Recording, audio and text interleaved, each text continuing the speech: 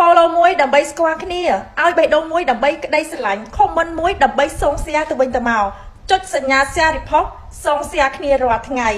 សូមរាប់អានផងកុំអស់ម្លងណា